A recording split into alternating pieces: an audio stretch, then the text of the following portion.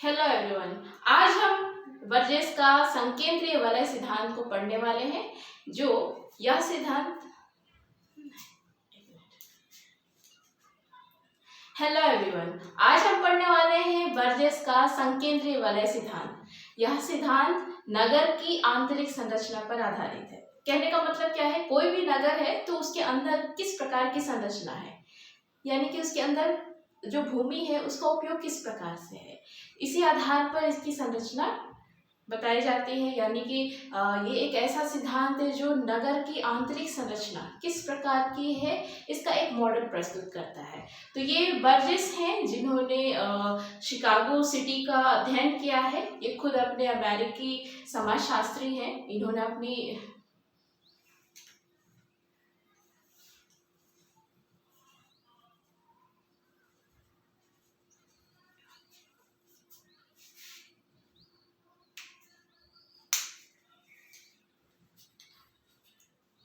Hello everyone, आज हम पढ़ने वाले हैं बर्जेस का संकेंद्रीय वलय सिद्धांत।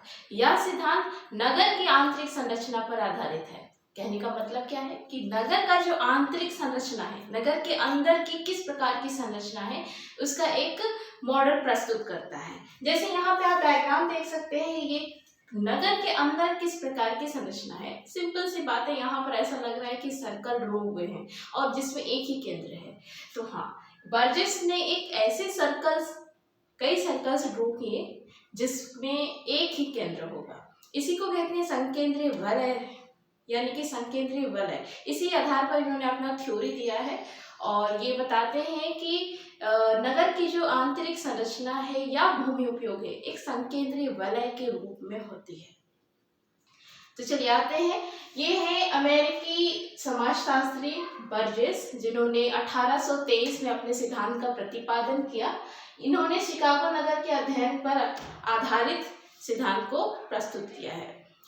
इन्होंने शिकागो नगर में जिस तरीके से शहर का विकास हुआ है और किस तरीके से भूमि उपयोग है, उसी के अकॉर्डिंग इन्होंने अपना मॉडल प्रस्तुत किया है। और हाँ, इसको ये मानते हैं कि विश्व के कई नगरों में भी लागू हो सकता है।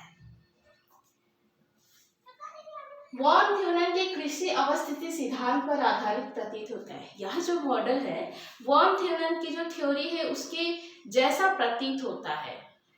देखिए, वॉन थ्योरन अगर आपने कभी पढ़ा है तो आप बिल्कुल जान रहे हैं कि वॉन थ्योरन में भी संकेंद्रीय वलय ही बन रहे हैं। जिस तरीके का ये जो डायग्राम है, समथिंग ऐसा ही बन रहा है। ये वलय, ये वॉन थ्योरन का कृषि अवस्थिति सिद्धांत भी समथिंग इसी प्रकार का है। बट इन दोनों में कुछ डिफरेंस भी है। जैसे कि ये मान लेते हैं वॉन थ्योरन का है और यहाँ पे मैंने डार्क ब्लैक कर दिया है, ये वाला पॉइंट जो है नगर है। वॉन थ्योरन ने नगर के अंदर की भूमि उपयोग के बारे में डिस्कस नहीं किया। इन्होंने नगर के बाहर के भूमि उपयोग, कृषि भूमि उपयोग, यानी कि इन्होंने जो इधर पेटियां डिस्कस की है जो विभिन्न प्रकार के कृषि भूमि उपयोग में आते हैं, तो इनको इन्होंने नगर के बाहर दिखाया है। यानी कि नगर के बाहर कृषि भूमि उपयोग किस प्रकार की है, ये इन्होंने डिस्कस किया है। जबकि बर्जेस जो है ये कंप्लीट एक नगर है, नगर के अंदर किस प्रकार का भूमि उपयोग है इसको दिखा रहे हैं। और वॉन थ्योरन में इन्होंने जो अपना थ्योरी दिया है, इसमें सिर्फ कृषि के जो भूमि उपयोग है, यानी कौन सी भूमि किस कृषि के लिए उपयुक्त है, जस्ट इन्होंने व्याख्या ही किया है। जबकि बर्जेस ने क्या किया है, ये व्याख्या के साथ ये बताते हैं कि नगर का विस्तार भी एक वलय के सहारे होता है। इस चीज को इन्होंने डिस्कस किया। तो वॉन थ्योरन के जैसा डायग्राम भी नजर आ रहा है, उसी के जैसा ही है। इन्होंने एक संकेंद्रीय वलय बनाया है वॉन थ्योरन में और बर्जेस ने भी। तो डायग्राम लगभग क्लियर, दोनों सेम लग रहे हैं, बट कुछ डिफरेंस है। ये नगर के अंदर का है और ये नगर है जिसको इन्होंने एक सर्कल में डार्क शेड करके दे दिया है और बाहर ये भूमि उपयोग को दर्शा रहा है। बर्जेस इस रिंग के सहारे कहते हैं कि नगर का विस्तार बाहर की ओर होता जाता है। यहाँ मैंने लिखा है, इनके अनुसार नगर की आंतरिक संरचना संकेंद्रीय वलय आकृति में होती है। यहाँ पे मैंने डायग्राम भी बना रखा है। बर्जेस ने कहा कि नगर की आंतरिक संरचना एक संकेंद्रीय वलय के सहारे होती है। यानी कि एक केंद्र होगा, उसके चारों ओर जितने भी सर्कल बनेंगे, ये संकेंद्रीय वलय के जैसा ही आकृति में होगा और इन वलय कटिबंधों का बाह्य भागों की ओर विस्तार होता जाएगा, यानी कि ये जो रिंग बने हुए हैं, ये वाली रिंग, ये बाहर की ओर विस्तृत होते जाएंगे। इसके बाद देखिए, नगर के आंतरिक भागों में नगर से बाहर की ओर इन्होंने 5 संकेंद्रीय वलय पाई जाती है। इन्होंने कहा, कहने का मतलब है जो आंतरिक संरचना है, नगर का जो आंतरिक भाग है, ये नगर से अगर बाहर की ओर जाते हैं, एकदम सेंटर से बाहर की ओर जाएंगे तो 5 पेटियां पाई जाती है, जिसमें 5 पेटियां क्या क्या है। पहला है केंद्रीय व्यापार क्षेत्र, दूसरा है संक्रमण पेटी, तीसरा है स्वतंत्र कर्मियों के आवासीय क्षेत्र, चौथा है उच्चतर आवासीय क्षेत्र, पांचवा है अभिकर्म। इसके बाद देखिए, ये इन रिंग को हम डिस्कस करेंगे। ये जो डायग्राम है, डायग्राम में इन्होंने क्या बताया है, ये बीच का जो फर्स्ट वाला सर्कल है, यानी कि 1 नंबर का है, ये है सीबीडी क्षेत्र, यानी कि केंद्रीय व्यापार क्षेत्र। उसके बाद दूसरे नंबर पर ये डॉटेड लाइन भी है, दैट स्मूथ भी है, तो डॉटेड प्लस ये स्मूथ, यानी कि इतना पूरा एरिया कवर कर रहा है 2 नंबर, यानी कि ये है संक्रमण क्षेत्र। उसके बाद तीसरा है स्वतंत्र कर्मियों के आवासीय क्षेत्र, ये वाली रिंग, स्वतंत्र कर्मियों के आवासीय क्षेत्र, ये है उच्चतर आवासीय क्षेत्र, और 5वां नंबर जो है अभिगमन क्षेत्र है। तो चलिए एक एक करके इसको समझेंगे। सबसे पहला है केंद्रीय व्यापार क्षेत्र। केंद्रीय व्यापार क्षेत्र शब्द से ही लग रहा है नगर का केंद्र होना चाहिए और वहां पर व्यापार क्षेत्र होना चाहिए। केंद्र का यानी कि नगर का केंद्रीय भाग, यानी कि नगर का एकदम मध्यवर्ती भाग जहां पर व्यापार क्षेत्र होगा, तो इसको सीबीडी भी कहा जाता है, यानी कि सेंट्रल बिजनेस डिस्ट्रिक्ट। तो इसमें क्या क्या होगा, या तो व्यापार का, या सामाजिक, या फिर यातायात या परिवहन का केंद्र होता है। तो इसको इन्होंने 2 भागों में डिवाइड किया है। पहला है डाउनटाउन या फुटकर व्यापार क्षेत्र, दूसरा है थोक व्यापार क्षेत्र। डाउनटाउन या फुटकर व्यापार क्षेत्र ऐसे क्षेत्र को इन्होंने कहा है जो आपका केंद्रीय व्यापार क्षेत्र यानी कि सीबीडी का भी एकदम आंतरिक भाग है। मान के चलिए ये आपका 1 है, ओके, 1 वाला सर्कल है, तो उसके अंदर का भी भाग यानी कि अंदर वाला भाग जो है ये फुटकर है, उसके बाद वाला भाग थोक व्यापार क्षेत्र है। तो इन्होंने डाउनटाउन या फुटकर व्यापार क्षेत्र को हृदय स्थल के नाम से पुकारा है, इसे हृदय स्थल इन्होंने कहा है। और इसमें क्या क्या मिलेंगे, छोटे दुकान, छोटे स्टोर्स, या फिर इसमें बहुत सारे होटल्स, छोटे होटल्स होंगे, और थिएटर्स, क्लब्स एक्सेट्रा, ये सारी चीजें फुटकर व्यापार क्षेत्र में होगा। और थोक व्यापार क्षेत्र में जहाँ पर बड़े बड़े स्टोर्स होंगे, बड़े बड़े थोक भवन होंगे, मंडियां होंगी, ये होंगे थोक व्यापार क्षेत्र। यानी कि ये आपका सीबीडी वाले क्षेत्र में एकदम आंतरिक भाग फुटकर व्यापार क्षेत्र होगा, और ये जो बाहरी वाला भाग है ये हो जाएगा थोक व्यापार क्षेत्र। उसके बाद नेक्स्ट दूसरा पॉइंट आ जाइए, संक्रमण पेटी। संक्रमण शब्द से ही लग रहा है ये इसमें क्या है, ट्रांजिशन है, 2 चीजों का मिक्सन है। मिक्स क्या क्या का मिक्स होगा, एक तो इसके अगल बगल जो चीज है, जैसे कि 1 नंबर पेटी और तृतीय नंबर पेटी, पहला और तीसरे नंबर की पेटी में जो विशेषता मिलती है उसका मिला जुला रूप दूसरे पेटी में होगा। यानी कि पहले वाले पेटी में क्या नजर आ रहा है, सिर्फ ये क्या है, व्यापार क्षेत्र है, कुछ यहाँ पर स्टोर्स, दुकानें वगैरह हैं। तो दूसरे नंबर पे भी ये सारी चीजें मिल सकती है, और उसके साथ और भी क्या इंक्लूड होगा, जैसे तीसरे नंबर पर मैंने लिखा है स्वतंत्र कर्मियों का आवासीय क्षेत्र, यानी कि यहाँ पर रहने के लिए भी घर होंगे। तो संक्रमणीय क्षेत्र में कुछ व्यापार क्षेत्र भी होंगे, उसके साथ आवासीय क्षेत्र यानी कि रेसिडेंशियल एरिया भी होगा। तो यहाँ पे संक्रमणीय पेटी में मैंने क्या लिखा है, इसमें आवासीय क्षेत्र एवं छोटे उद्योग धंधे शामिल होते हैं। तो यहाँ पर कुछ उद्योग धंधे भी होंगे लेकिन छोटे होंगे, और इसमें आवासीय क्षेत्र भी होते हैं। तो आवासीय क्षेत्र कैसे वाले होंगे, छोटे छोटे भवन होंगे, पुराने मकान हो सकते हैं, या फिर जर्जर मकान या भद्दे मकान, यानी कि गंदे मकान, गंदे गलियां, ये सारी हो सकती है। तो इन जगहों पर कम आमदनी के लोग रहेंगे, यानी निम्न वर्ग के लोग रहेंगे, जिनके पास आमदनी ओके, निम्न आय जिनको प्राप्त होती है वो यहाँ पर निवास करेंगे। क्योंकि उनको अपने कार्य क्षेत्र के पास ही रहना है, ज़्यादा दूरी भी नहीं सफ़र करना है, इसलिए ये संक्रमणीय पेटी में मिलेंगे। तो चूंकि यहाँ पर गंदे मकान, गंदी बनियान मिल जाती है तो मलिन बस्ती जस्ट क्रिएट हो सकती है। तो इन जगहों पर अपराध, चोरी, डकैती जैसी जो समस्या है वो यहाँ पनप सकती है। उसके बाद नेक्स्ट है स्वतंत्र कर्मियों के आवासीय क्षेत्र, तीसरा पेटी। इसमें उद्योग के कर्मी, यहाँ पे लिखे हैं कर्मी, कर्मी यानी कि श्रमिकों को कर्मी कहा जा रहा है। तो उद्योग के जो कर्मी, उद्योग में काम करने वाले लोगों का आवास क्षेत्र यहाँ मिलेगा। तो ये व्यापार क्षेत्र से संबंधित नहीं है, यहाँ पर ज्यादातर आवासीय क्षेत्र ही होंगे, लेकिन बहुत बड़े बड़े मकान नहीं होते। यहाँ पर आवास कैसे होते हैं? 2 मंजिला मकान, ज्यादातर यहाँ 2 मंजिला मकान होंगे, जहाँ पर नीचे ओनर रहता है, उसके ऊपर में किराएदार, यानी कि ऊपर वाला जितना भी आपका 2 मंजिला में ऊपर वाला किराए में दिया जाता है। ओके, तो यहाँ पे जो संक्रमण पेटी था, संक्रमण पेटी में जो आवास का जो यानी कि रेंट जो है वो बहुत लो होता है। उसके बाद स्वतंत्र कर्मी के आवासीय क्षेत्र तरफ आइए तो रेंट थोड़ा सा बढ़ भी जाता है। उसके बाद नेक्स्ट आ जाइए उच्चतर आवासीय क्षेत्र, 4th पेटी जो है उच्चतर आवासीय क्षेत्र। यहाँ पर कौन लोग रहेंगे? मध्यम और ऊंचे वर्ग के लोग, हाई एंड मिडिल क्लास के लोग यहाँ रहेंगे, और यहाँ पर कई कमरों वाला घर होता है। इस क्षेत्र में कौन कौन रह सकते हैं? किसी व्यवसाय से जुड़े मैनेजर हो, क्लर्क है, या फिर कोई अधिकारी ही, या फिर कोई कर्मचारी, वकील एक्सेट्रा, जो अच्छे पद पर भी हैं, हाई क्लास वाले भी हैं, मिडिल क्लास वाले भी।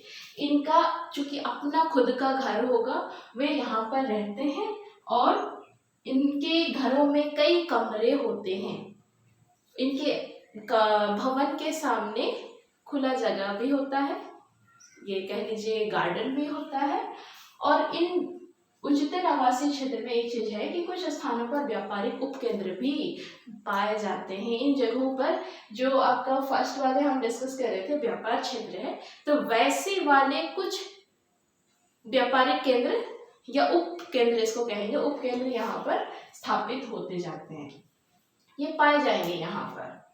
उसके बाद नेक्स्ट है अभिगमन क्षेत्र।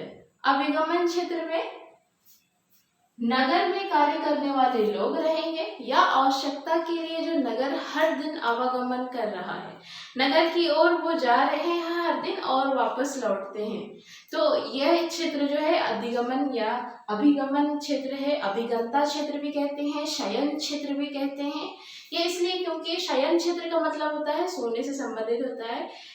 यहाँ पर क्या है, जो भी लोग नगर में काम करने जाते हैं, मॉर्निंग में चले गए और शाम में लौट रहे हैं, रात में खाली अपना रात बिताते हैं, देन फिर मॉर्निंग में काम के लिए निकल जाते हैं। तो इस तरीके से ये जो है खाली अभिगमन क्षेत्र है, आने जाने वाला ही क्षेत्र है।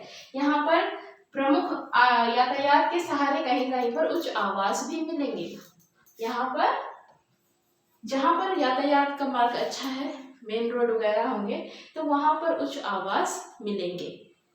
ओके, तो यहाँ पर और एक चीज मुझे डिस्कस करनी थी कि इस रिंग में इन्होंने जैसे बताया कि नगरों का विस्तार होते जाता है। ये जो संकेंद्रीय पेटी है ये बाहर की ओर निकलती जाती है। इनके कहने का मतलब क्या है, जैसे संक्रमण पेटी में कुछ लोग रह रहे हैं, तो वे उन गंदी बस्तियों में अगर नहीं रहना चाहते तो वो स्वतंत्र कर्मी वाले आवासीय क्षेत्र की ओर शिफ्ट कर जाएंगे, उधर की ओर जाएंगे। अब इसमें स्वतंत्र करने वाले जिनका आमदनी अच्छा हो गया, वो शांत जीवन चाहता है, अच्छे घर चाहता है, तो वो और बाहर की ओर निकल जाएगा।